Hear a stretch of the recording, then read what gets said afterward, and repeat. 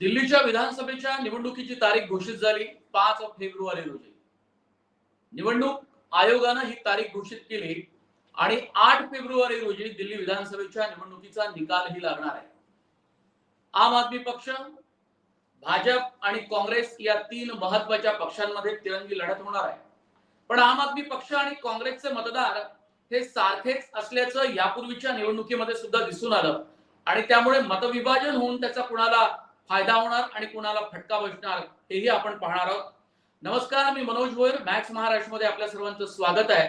आणि दिल्ली विधानसभेच्या निवडणुकीच्या प्रचारासाठी जाणारे म्हणजे अजून गेलेले नाहीत, जाणार आहेत असे महाराष्ट्राचे आम आदमी पक्षाचे नेते आणि प्रवक्ते धनंजय शिंदे आपल्यासोबत जोडले गेलेले. खूप स्वागत आहे आपलं मॅक्स महाराष्ट्रवर. आणि या विधानसभेच्या निवडणुकीमध्ये 1,55,00,000 मतदार आहेत आणि त्यातले 83,49,000 मतदार हे पुरुष आहेत, तर 71,74,000 महिला मतदार आहेत. 70 एकंदरीत जागा आहेत. 36 हा मॅजिक फिगर आहे, म्हणजे 36 आमदार निवडून यावे लागतील सरकार स्थापन करण्यासाठी. 12 आरक्षित आहेत, तर 58 जनरल कॅटेगरी मधले हे सगळे म्हणजे इतक्या जागा जनरल कॅटेगरीसाठी आहेत.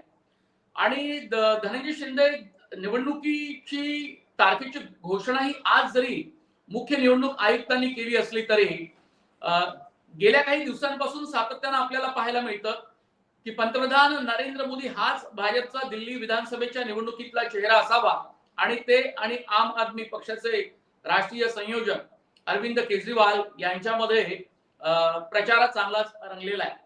आम आदमी पक्षाचं धोरण या निवडणुकीसाठी नेमकं काय आहे? आम आदमी पक्ष 2013 साली 49 दिवसांसाठी सत्तेत आलेली आणि त्याच्यानंतर 2015 पासून आतापर्यंत सलग 10 वर्ष आम्ही सत्तेत आहोत. पहिल्या दिवसापासूनच आमचं एक घोषवाक्य राहिलेलं आहे, ते म्हणजे काम की राजनीती. जाती किंवा धर्माची राजनीती नाही, तर काम की राजनीती हे आमचं घोषवाक्य राहिलेलं आहे. आणि त्या घोषवाक्याप्रमाणेच गेल्या 10 वर्षात आम आदमी पक्षाने दिल्ली राज्यामध्ये जे शिक्षणाचं धोरण आणलं आणि दिल्लीच्या एज्युकेशन मॉडेलची जी जागतिक पातळीवरती वाहवा होते आहे, इतकी की ज्यावेळेस डोनाल्ड ट्रम्प अमेरिकेचे राष्ट्राध्यक्ष होते आणि ते भारत दौऱ्यावर आले, त्यावेळेस त्यांच्या पत्नी सुद्धा आलेल्या, तर त्या मोदीजींच्या कार्यक्रमाला न जाता त्यांनी दिल्लीतले शाळांमध्ये जाणं पसंत केलं. तर एकूण अर्थसंकल्पाच्या 26% पैसा फक्त आणि फक्त शिक्षणावर खर्च करणारं दिल्ली हे देशातलं एकमेव राज्य आहे. दुसरं म्हणजे आरोग्य व्यवस्था. म्हणजे आम आदमी पक्षाने गेल्या 10 वर्षात जवळजवळ 22,500 नवीन क्लासरूम्स ओपन केलेले आहेत. हे सरकारी आहेत आणि सरकारी शाळांमध्ये आंतरराष्ट्रीय पातळीवरचं इन्फ्रास्ट्रक्चर उभं केलेलं आहे. उदाहरण द्यायचं झालं तर आंतरराष्ट्रीय पातळीवरचे स्टेडियम्स आहेत, स्विमिंग पूल्स आहेत आणि त्याच्यातनं पास होणारी जी मुलं आहेत ती वेगवेगळ्या क्षेत्रात अगदी चांगल्या पद्धतीने म्हणजे रुजू होत आहेत. एक महत्वाची गोष्ट सांगायची की 2015 साली जो मतदार शाळांमध्ये जात होता, म्हणजे समजा आपण 8वी 9वी 10वी जो काही मतदार होता, जी काही मुलं होती, विद्यार्थी होती, ती मुलं ते विद्यार्थी आता मतदार झालेले आहेत.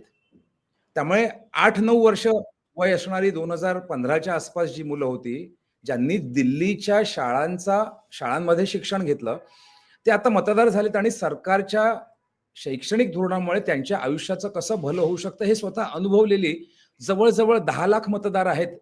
तुम्ही मगाशी 1.5 कोटी मतदार सांगितले त्याच्यापैकी. आणि हे मतदार आम आदमी पक्षाबद्दल बोलतात की आम्ही बाबा हो ह्या शाळेतनं शिकलेलो आहोत. दुसरं महत्वाचं म्हणजे आम आदमी पक्षाने एकूण अर्थसंकल्पाच्या 13% पैसे फक्त आणि फक्त आरोग्यावर खर्च केले. त्यामुळे 1000 रुपयाचा खर्च असो किंवा 10 लाख रुपयाचा खर्च असो, आरोग्याच्या बाबतीत दिल्लीमध्ये ही व्यवस्था पूर्णपणे मोफत आहे. त्यामुळे गेल्या 10 वर्षात मोफत आरोग्य सेवा घेऊन जे दिल्लीतले नागरिक आनंदी झालेले आहेत, ते सुद्धा आम आदमी पक्षाचा प्रचार करतात. सगळ्यात महत्वाचं तुम्हाला कल्पना आहे, दिल्लीच्या मुख्यमंत्री आहेत आतिशी मार्लेना. त्यांच्याबद्दल भारतीय जनता पक्षाच्या एक अत्यंत बेजबाबदार नेत्याने हल्लीच एक वक्तव्य केलं. एक महिला म्हणून हा महिलांचा मोठा अपमान आहे. एके ठिकाणी महाराष्ट्रासारख्या ठिकाणी तुम्ही लाडकी बहीण योजना निवडणुकीचा प्रचाराचं अस्त्र वापरता आणि आता ती योजना कशा पद्धतीने काटछाट करायला लागलेल्या आहेत महाराष्ट्रात हे जनतेने बघितलं. परंतु दिल्ली या राज्याची सुशिक्षित महिला मुख्यमंत्रीच्या विरोधात जो उमेदवार उभा राहतो त्यांचं जर या महिलेच्या बद्दल एवढं वाईट मत असेल तर मग आम आदमी पक्षाने दिल्लीतल्या सगळ्या भगिनींना गेल्या आमच्या टर्ममध्ये जी मोफत ट्रान्सपोर्ट व्यवस्था दिलेली आहे, कारण आमचं एकदम स्पष्ट मत आहे की महिला जेव्हा घराच्या बाहेर पडते तेव्हा घराचा विकास होतो खरोखर.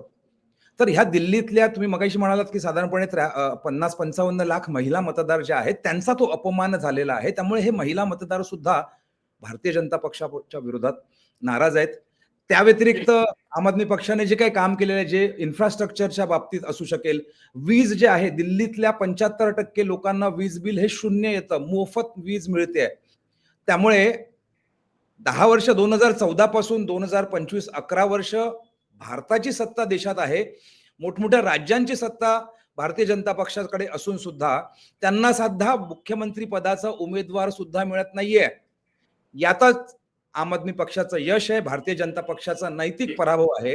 आणि म्हणून मला मला तुम्हाला बोलता येईलच यानंतर सुद्धा.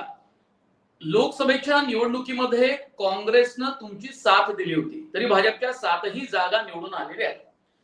2014, 2019 आणि 2024 या तीनही निवडणुकीमध्ये भाजपच्या 7ही जागा निवडून आलेल्या आहेत लोकसभा निवडणुकी.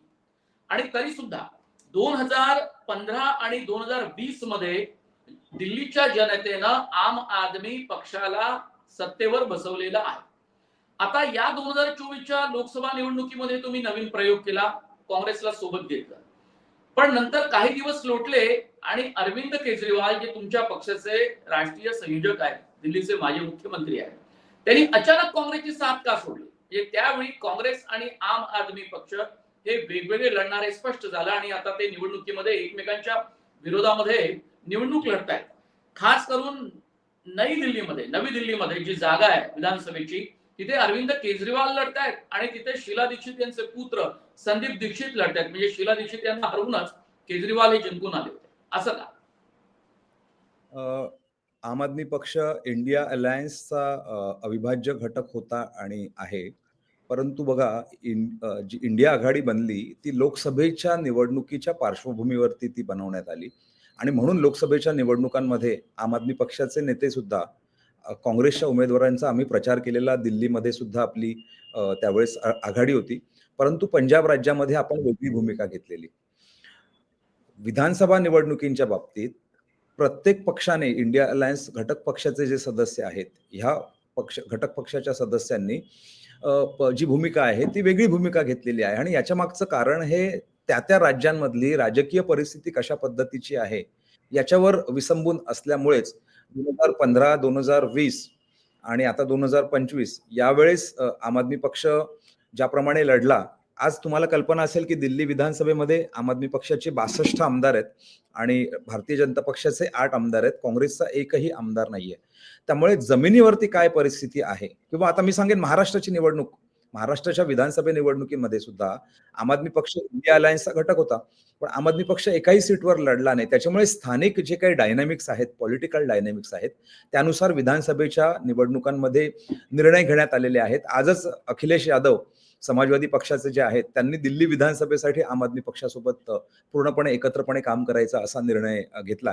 त्यामुळे हा निर्णय व्यवहारी निर्णय आहे असं आम्हाला अगदी म्हणजे आत्मविश्वासाने वाटतं. 2011 साली काँग्रेसची राजवट होती केंद्रामध्ये आणि तुम्ही भ्रष्टाचाराच्या आरोपावरून काँग्रेसवरती आरोप केले होते, म्हणजे भ्रष्टाचाराचे आरोप तुम्ही केले होते. पण 2013च्या निवडणुकीमध्ये 28 जागा आम आदमी पक्षाला मिळाल्या होत्या आणि काँग्रेसनं अत्यंत आश्चर्यकारक निर्णय घेतला आणि तुमच्या सोबत ती आली आणि तुमचं सरकार काही काळासाठी ते स्थापन होऊ शकलं. तसं या 2024-25च्या निवडणुकीमध्ये तुम्ही करणार गरज भासली तर? काँग्रेसची विचारधारा ही संविधानिक विचारधारा आहे आणि आम आदमी पक्षाची सुद्धा विचारधारा ही संविधानातील मूल्यांवर आधारित विचारधारा आहे. आणि म्हणूनच लोकसभेच्या वेळेस सुद्धा आपण आघाडी केलेली ना. जसं मी म्हटलं तसं काँग्रेसच्या उमेदवारांच्या प्रचारासाठी आमचं केंद्रीय नेतृत्व जे आहे त्यांनी प्रचार केलेला आणि काँग्रेसचे केंद्रीय नेते सुद्धा आमच्या उमेदवारांच्या प्रचारासाठी त्यांनी काम केलेलं. त्यामुळे जर अशी परिस्थिती निर्माण झाली, ऑफकोर्स हा निर्णय आमचा केंद्रीय नेतृत्व घेतो. परंतु तुम्ही 2013चा जो संदर्भ दिला, म्हणजे त्यावेळेस जसं काँग्रेसच्या आमचे 27 आमदार निवडून आलेले 70 पैकी आणि काँग्रेसच्या उमेदवारांच्या समर्थनाने आपण 49 दिवसांचं सरकार बनवलं. पण ज्यावेळेस मतभेद झाले आपले, त्यावेळेस आपण ते हे केलं, म्हणजे काँग्रेसने पाठिंबा काढून घेतला किंवा अरविंदजींनी राजीनामा दिला असं मी म्हणेन. तर जी परिस्थिती उद्भवेल म्हणजे ह्या निवडणुकीच्या निकालानंतर त्यानुसार आपलं केंद्रीय नेतृत्व निर्णय घेईल. परंतु मला एक महत्वाची गोष्ट सांगायची आहे की आतापर्यंत ज्या पद्धतीने 10 वर्षाचं काम आमचा जो प्रचार चाललाय, म्हणजे तुम्हाला कल्पना असेल की आम आदमी पक्षाने सगळ्यात पहिल्यांदा सगळे 70च्या 70 उमेदवारांची यादी जाहीर केलेली. त्यामुळे आम्हाला आत्मविश्वास आहे की आम आदमी पक्ष स्वतःच्या बलबुत्यावरती दिल्लीमध्ये सरकार बनवत आहे आणि क्रमांक 2ची जागा ही काँग्रेस घेईल. भाजप जे आता शिव्यांचं राजकारण करतंय, बदतमीजीचे राजकारण करतंय, अगदी बेशरमपणे त्यांचे नेते जे वक्तव्य करतायत, तर त्यांना दिल्लीतील जनता पूर्णपणे त्यांचा सुपडा साफ करेल आणि काँग्रेस प्रेक्षकांसाठी आपण काही आकडेवारी देऊया म्हणजे आपल्याला पुढे जाता येईल. काही प्रश्न मला तुम्हाला विचारायचे या संदर्भातले की 2013 मध्ये 70 जागांपैकी 28 जागा आम आदमी पक्षाला मिळाल्या. काँग्रेसने अत्यंत आश्चर्यकारक निर्णय घेऊन तुम्हाला सोबत केली. भाजपला 30 जागा मिळाल्या होत्या, म्हणजे खरं तर सर्वात जास्त मोठा पक्ष त्या अर्थानं भाजपच होता. तुम्हाला 28 जागा मिळाल्या, 30% तुम्हाला मतदान झालं. भाजपला 30 जागा मिळाल्या, 30% मतदान त्यांना झालं. काँग्रेसला केवळ 8 जागा मिळवता आल्या, ज्या काँग्रेसची सत्ता 10 वर्ष सलग शीला दीक्षित यांच्या नेतृत्वाखाली दिल्लीमध्ये होती. त्यांची पिछाडी झाली, त्यांना 25% मतदान दिल्लीमध्ये झालेलं आहे. 2015च्या निवडणुकीमध्ये भाजपला केवळ 3च जागा मिळाल्या. 8 म्हणजे 30 जागांवरून भाजप घसरला, 3 जागा मिळाल्या. पण त्यांचं व्होट पर्सेंटेज, मतांची टक्केवारी ही 30% त्यांनी कायम राखली. ही त्यातली अत्यंत महत्वाची गोष्ट. आम आदमी पक्षाला 67 जागा मिळाल्या, पण त्यांनी 50% त्यांचा मतदानाचा टक्का होता. लोकांनी त्यांना इतकी मतं दिली. त्या आम आदमी पक्षाच्या आमदारांमध्ये वाढ मोठ्या प्रमाणात झाली आणि त्यांची मतांची टक्केवारी वाढली. काँग्रेसला मात्र खातेही उघडता आलं नाही, पण 10% मतदान त्यांच्या पारड्यात जनतेनं टाकलं. 2020च्या निवडणुकीमध्ये आम आदमी पक्षाला 60 जागा मिळाल्या, 7 जागा त्यांच्या कमी झाल्या. 50% जास्त मतदान त्यांना झालं. भाजपला 3 जागा 2015 मध्ये मिळाल्या होत्या. त्या तुलनेमध्ये भाजपला 2020च्या निवडणुकीमध्ये विधानसभेच्या निवडणुकीत 8 जागा मिळाल्या आणि त्यांनी 30% आपली जी मतांची टक्केवारी होती ती कायम ठेवलेली आहे. आणि काँग्रेसला मात्र त्यांना खातं उघडता आलं नाही, म्हणजे 2015 मध्ये पण नाही आणि 2020 मध्ये नाही. आता आणि त्यांनी आपली मतांची टक्केवारी तशी कायम ठेवलेली आहे. पण 2024च्या निवडणुकीमध्ये काँग्रेस आणि आम आदमी पक्षांचे, तुम्ही म्हणता की संविधानिक मुद्द्यावरती आम्ही लढत असतो आणि आमची मूल्यनिष्ठा अशी संविधानावर आधारलेली जोपासलेली आहे. पण त्यामुळेच तुमचा जो मतदार वर्ग आहे तो काही प्रमाणात, बहुतांश प्रमाणात हा सारखा आहे, काँग्रेसचा आणि आम आदमी पक्षाचा. मग मतांचं विभाजन होऊन भाजपला त्याचा फायदा होऊ शकत नाही का? बघा, जेव्हा लोकसभेची निवडणूक असते किंवा आणि त्यावेळेस मतदारांची म्हणजे जी भूमिका असते ती राष्ट्रीय मुद्द्यांवर होते ना. लोकसभेची निवडणूक बल्कि विधानसभेची निवडणूक ही राज्याचे जे मुद्दे आहेत, जे राज्य सरकारने सोडवायचे असतात त्या मुद्द्यांवरती होते. आणि त्यामुळे काही ठिकाणी म्हणजे देशभरात लोकसभा आणि विधानसभेची निवडणूक एकाच वेळेला झाली तरी सुद्धा त्याच्यात कुठच्या पक्षाला बहुमत मिळतं याच्यामध्ये आपण गेल्या 75 वर्षाचा इतिहास बघितला तर त्याच्यामध्ये फरक आहे. त्यामुळे लोकसभेच्या निवडणुकीमध्ये भारतीय जनता पक्षाने त्यांनी जे काही प्रचार प्रसार केला त्यानुसार त्यांना मतं मिळाली, त्यांचे उमेदवार निवडून आले. दिल्लीतल्या मतदारांचा सुद्धा जर आपण ट्रेंड बघितला तर दिल्लीतले मतदार लोकसभेला वेगळं मतदान करतात आणि विधानसभेमध्ये वेगळ्या पक्षाला मतदान करतात असं गेल्या 3 निवडणुकांवरनं आपण बघितले. 2013 दोन निवडणुकांवरनं 2020 आणि 2015च्या. त्यामुळे हा एक मुद्दा आहे. दुसरी गोष्ट मला महत्त्वाचं काय सांगायचं आहे, की मतदार ही कोणाची मक्तेदारी नसते. चला, भारतीय जनता पक्षाला 30% मतं मिळाली, तर मतदार ही कोणाचीच मक्तेदारी नसते. त्यामुळे भारतीय जनता पक्षानेच नव्हे तर सगळ्यांनीच हे गृहीत, म्हणजे मतदारांना गृहीत धरायचं नसतं. मी जसं म्हटलं, की त्यांनी अतिशींच्याबद्दल अत्यंत खालच्या पातळीचं भारतीय जनता पक्षाच्या नेत्याने वक्तव्य केलं. हे नुसतं अतिशीजींचाच अपमान नाहीये, तर दिल्लीतल्या 50-55 लाख महिला मतदारांचा, मुलींचा, सगळ्यांचा अपमान आहे, असा तिकड दिल्लीतली जनता विचार करते. 10 लाख मुलं जी नवीन मतदार झालेली आहेत गेल्या 2015 पासून दिल्लीतल्या आम आदमी पक्षाने बांधलेल्या शाळांमधून शिकून आलेली. तर हे असे जोडत गेल्यामुळे आत्ताच्या परिस्थितीमध्ये जो भारतीय जनता पक्षाचा मतदार होता, ज्या महिला मतदार होत्या, त्यांना सुद्धा वाटतंय की अरे हे काय बोलतायत? हे जर मला सन्मानच देत नसतील, कारण बघा तुम्ही मध्य तुम्ही तो प्रदेशमध्ये मुद्दा मांडलाय. मला या मुद्द्याला त्याच्यामध्ये जोडून तुमचा हे मतदार मतदारसंघ सुद्धा असा आमच्याकडे आहे आलेले आम आहेत आदमी का? पक्ष आणि काँग्रेसचा. त्यामुळे तुम्ही समाजवादी पक्षाचे नेते, अध्यक्ष, प्रमुख अखिलेश यादव यांना सोबत घेतलं. अर्थात त्यांनी स्वतःहून पाठिंबा दिला की तुम्ही पण स्वतःहून काही प्रयत्न केले असतील की तुम्ही सोबत यावं.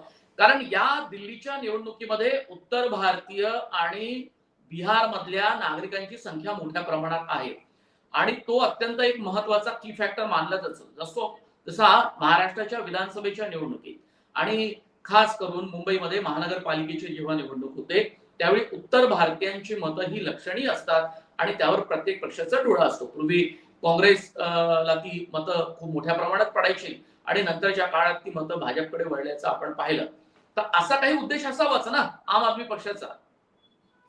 बघा, अखिलेश यादवांचा समाजवादी पक्ष सुद्धा इंडिया आघाडीचा घटक आहेच आणि आमचे त्यांच्याशी अगदी मित्रत्वाचे संबंध आहेत. त्यामुळे आमच्या नेत्यांची आणि अखिलेश यादव आणि त्यांच्या पक्षाच्या नेत्यांची चर्चा ही सततची चालूच असते आणि त्या अनुषंगाने म्हणजे त्यांनी हा निर्णय घेतलाय, त्याचं आम्ही स्वागत करतो. ह्या निर्णयाचं आम्ही स्वागत करतो आणि मला वाटतं की कदाचित काँग्रेसची भूमिका वेगळी भूमिका असू शकेल आणि आम आदमी पक्षाचं सरकार आहे किंवा 70 पैकी 62 लोक आमदार आमचे जर निवडून आले असतील किंवा आता पण ज्या पद्धतीने आम्हाला परिस्थिती आहे, त्यामुळे अलायन्स करणं गरजेचं नाही वाटलं असेल आमच्या केंद्रीय नेतृत्वाला आणि म्हणून आपण अलायन्स केलं नाही असं मला वाटतं. दिल्लीच्या निवडणुकीमध्ये आपण पाहिलं की म्हणजे असं साधारणतः आतापर्यंतचं चित्र दिसतं की दिल्ली विधानसभेच्या निवडणुकीसाठी कुणाचाही चेहरा भाजपचा तसा महत्वपूर्ण नाही. एक असा काळ होता की मुंबई म्हणजे दिल्लीमध्ये काँग्रेसचा चेहरा शीला दीक्षित होत्या आणि 10 वर्ष त्यांचं सरकार होतं. तुम्हाला आठवत असेल तर तिथे दिल्लीच्या निवडणुकीमध्ये साहेब सिंग वर्मा असतील आणि भंडारी असतील, असे काही भाजपकडनं चेहरे आपल्याला परिचयाचे होते जे निवडणुकीच्या माध्यमातून लोकांसमोर आले. नंतर ते दिल्लीच्या राजकारणात सुद्धा, केंद्राच्या राजकारणात सुद्धा आपल्याला पाहायला मिळाले.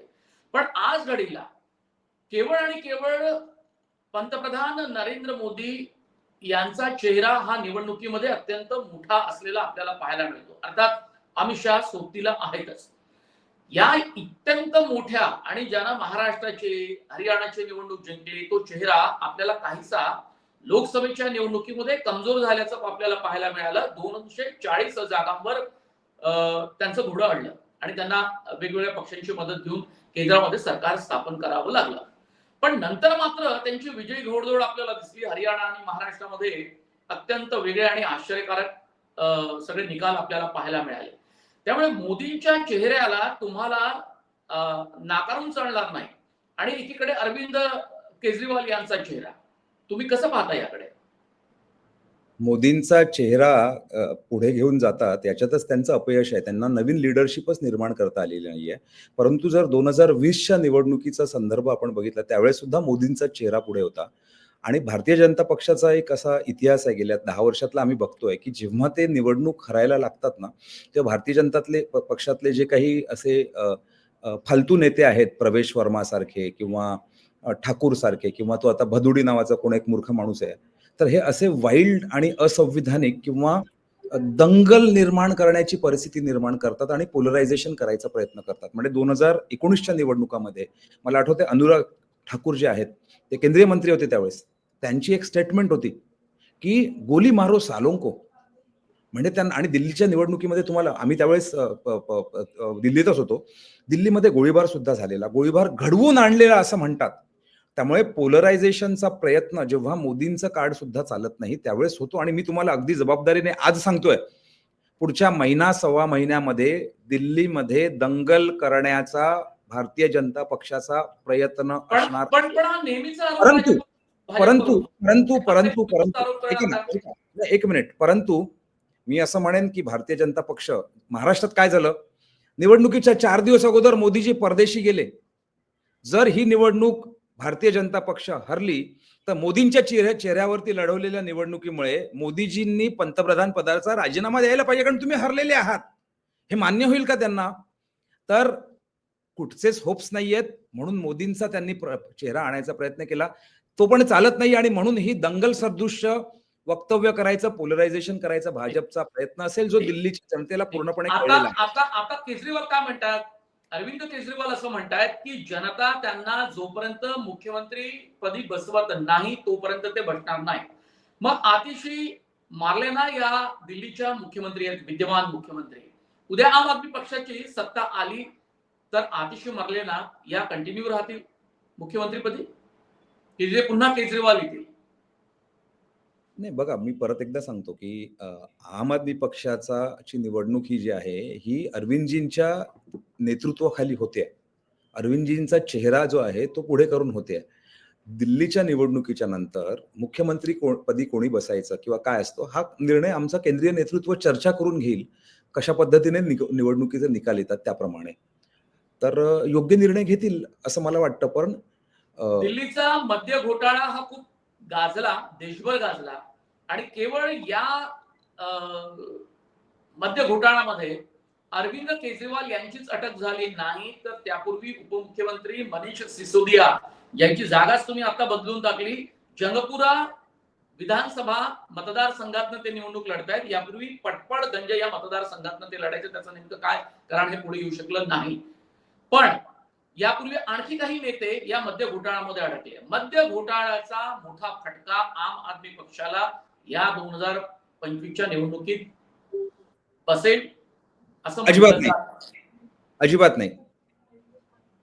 कारण मद्य घोटाळा म्हणून म्हणतात ना की फक्त त्यांनी भारतीय जनता पक्षाच्या अर्धवट नेत्यांनी आणि वरिष्ठ नेत्यांनी जे काही असं एक वादळ निर्माण करायचा प्रयत्न केलेला, त्यांनी आम आदमी पक्षाच्या महत्वाच्या नेत्यांना तुरुंगात टाकलं. अरविंदजींना टाकलं, मनीषजींना तुरुंगात टाकलं, सत्येंद्र जैन यांना तुरुंगात टाकलं, संजय सिंगांना वेगळ्या प्रकरणामुळे एका तुरुंगात टाकलं, विजय नायर म्हणून आमचे नेते आहेत त्यांना सुद्धा टाकलं. तर या मुद्द्यांच्या आधारे त्यांनी ईडी असेल किंवा सेंट्रल ब्युरो ऑफ इन्व्हेस्टिगेशन असेल, ह्या वेगवेगळ्या ज्या केंद्रीय यंत्रणा आहेत, ज्या भारतीय जनता पक्षाचे पोपट झालेले आहेत, तोता मैना झालेले आहेत, त्यांच्या माध्यमातून केलं. परंतु एकही आरोप सिद्ध झालेला नाहीये. आणि म्हणून सर्व नेते आमचे आज जेलच्या बाहेर आहेत. तर भारतीय जनता पक्षाचा 2025 ची निवडणूक जिंकण्यासाठीचा हा गेल्या 3 वर्षापासूनचा हा ट्रॅप होता. त्या ट्रॅपचा सगळा तो जो कट होता तो त्यांच्यावरतीच उधळला असल्यामुळे आज दिल्लीतील जनता म्हणते की कुठे आहे तुम्ही, म्हणजे खोटे आरोप केलेत, ईडी सीबीआयचा तुम्ही तोता मैनासारखा वापर केला. त्यामुळे तो विषय आता ह्या निवडणुकीच्या प्रचाराचा मुद्दाच नाहीये.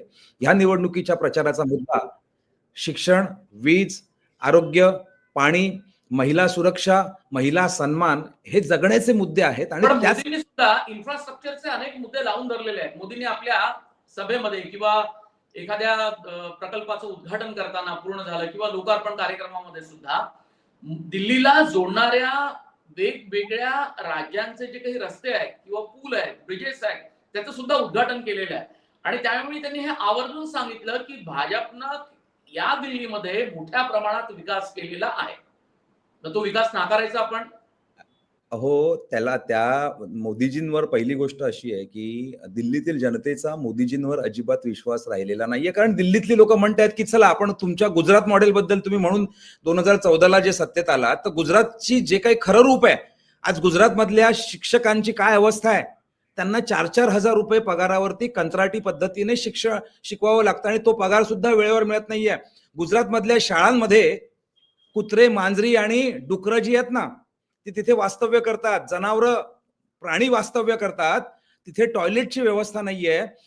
वर्ग जे आहेत दिल्लीतल्या गुजरात मधल्या शाळांचेच नव्हे तर भारतातल्या भाजप चालित जेवढी राज्य आहेत तिकडच्या शाळांची अवस्था काय, आपल्या महाराष्ट्रातल्या शाळांची अवस्था काय आहे. आणि भारतीय जनता पक्षाने 600 पेक्षा जास्त ठिकाणी स्वतःची जिल्हा कार्यालय जी उभारलेली आहेत ती 5 स्टार सारखी आहेत, परंतु त्या राज्यांमधल्या शाळांची अवस्था हॉस्पिटलची अवस्था सुद्धा धनंजय, आपण दिल्ली विधानसभेच्या निवडणुकीवर बोलतो म्हणून पुन्हा आपण एकदा येऊया. मुख्य निवडणूक आयुक्तांनी दिल्ली विधानसभेच्या निवडणुकीची तारीख घोषित केली, त्यावेळी हेही सांगितलं प्रश्नांच्या उत्तरार्थ की ईव्हीएम ही यंत्रणा अत्यंत पारदर्शी आहे आणि त्या विरुद्ध तुम्ही सुद्धा रान पेटवलं. निवडणूक म्हणजे कोर्टामध्ये जाण्याची सुद्धा तुमची तयारी आहे. आणि या दिल्लीच्या निवडणुकीमध्ये सुद्धा एक मुद्दा असा आला होता की साधारणतः इथे बांगलादेशी आणि रोहिंग्या हे झोपडपट्टीमध्ये राहतात, त्यांना मतदार म्हणून सहभागी करून घेतलाय. किंवा तुमचा असा आरोप होता की मतदार याद्यांमधनं अनेक मतदारांना वगळलं गेलंय, डावललं गेलंय आणि त्याचा खूप मोठा फटका बसू शकतो, अशी काही आकडेवारी ही पुढे आलेली आहे. ईव्हीएमचा मुद्दा निरस्त केलेला आहे निवडणूक आयुक्तांनी आज सुद्धा पत्रकार परिषदेमध्ये, आणि तुम्ही कोर्टात जाणार आहात या निवडणुकीच्या पार्श्वभूमीवर. आजच महाराष्ट्रातली जी निवडणूक झाली तर त्याचा उमेदवाराने इलेक्शन पिटिशन दाखल करायचा आजचा शेवटचा दिवस होता. पराभूत उमेदवारांना आम्ही गेल्या 45 दिवसांमध्ये त्यांच्या नेत्यांना भेटतोय, पक्षाच्या उमेदवारांना भेटतोय आणि त्यांना कशा पद्धतीने ईव्हीएमच्या माध्यमातून किंवा ही निवडणूकच कशा पद्धतीने भारतीय जनता पक्षाने चोरी केली, लबाडी केली आणि महायुती सरकार सत्तेत आलेलं आहे हे आम्ही प्रामाणिकपणे सांगण्याचा प्रयत्न केला. आणि आज सुद्धा मुंबई उच्च न्यायालय, औरंगाबाद खंडपीठ आणि नागपूर खंडपीठामध्ये अनेक उमेदवारांनी इलेक्शन पिटिशन दाखल केलेले आहेत. प्रश्न फक्त ईव्हीएमचा नाहीये, तर प्रश्न हा सदोष निवडणूक प्रक्रियेचा आहे. आणि म्हणूनच स्वतः केंद्रीय मंत्री नितीन गडकरी यांनी सांगितलं की लोकसभेच्या निवडणुकीच्या काळात माझ्या स्वतःच्या नागपूर मतदारसंघातले 3.5 लाख मतदारांची नावं वगळण्यात आली होती. आणि तशाच पद्धतीने महाराष्ट्राच्या विधानसभेच्या निवडणुकीमध्ये सुद्धा 30,000 मतदारांची नावं जी होती ती वगळण्यात आली असा आमचा आरोप आहे. आणि या संदर्भात जे काही उपलब्ध पुरावे आहेत प्रत्येक उमेदवाराकडे, तुम्हाला एक सांगतो की एक उमेदवार असा आहे की त्याच्या मतदारसंघामध्ये 11वी फेरी अखेर जे ईव्हीएम मशीन होती ती चालतच नव्हती. निवडणूक आयोगाने त्याने विचारलं की ही मशीन बंद पडलेली आहे, याचं तुम्ही कसं काय हे करणार, इथे तुम्ही निर्णय घेतला पाहिजे. निवडणूक आयोग बोलले की तुला जो काही कंप्लेंट करायची तू कर आणि नंतर आपण बघू. अजूनही त्याचं उत्तर दिलं गेलेलं नाहीये. त्यामुळे ईव्हीएम आणि बाकीची जी यंत्रणा आहे त्याच्यावर बद्दल आम्ही कोर्टात गेलेलो आहोत. महाराष्ट्रात सुद्धा अनेक उमेदवारांनी इलेक्शन पिटिशन दाखल केल्यामुळे न्यायालयीन लढाई आमची म्हणजे उद्यापासून सुरुवात होईल, त्याची सुनावणी होईल वगैरे वगैरे. आणि महाराष्ट्रात सुद्धा फेरनिवडणूक होईलच याच्याबद्दल आम्हाला पूर्ण आत्मविश्वास आहे. हरियाणामध्ये धनंजय शिंदेजी वेगवेगळ्या मुद्द्यांवरती दिल्ली विधानसभेच्या निवडणुकीच्या निमित्तानं आपल्याला बोलताना आपण उत्तर सुद्धा दिली. ही चर्चा तुम्हाला दिल्ली विधानसभेच्या निवडणुकीवर कशी वाटली तुम्ही कमेंट बॉक्स मध्ये जरूर कळवा. आणि तुम्ही आमचं मॅक्स महाराष्ट्र हे डिजिटल चॅनल जर सबस्क्राईब केलं नसेल तर ते तुम्ही अवश्य करा. आणि या चॅनलचं नोटिफिकेशन तुम्हाला मिळत राहावं यासाठी या चॅनलच्या बेल आयकॉनवर बटन दाबा. तुम्हा प्रेक्षकांचे खूप खूप आभार आणि नमस्कार.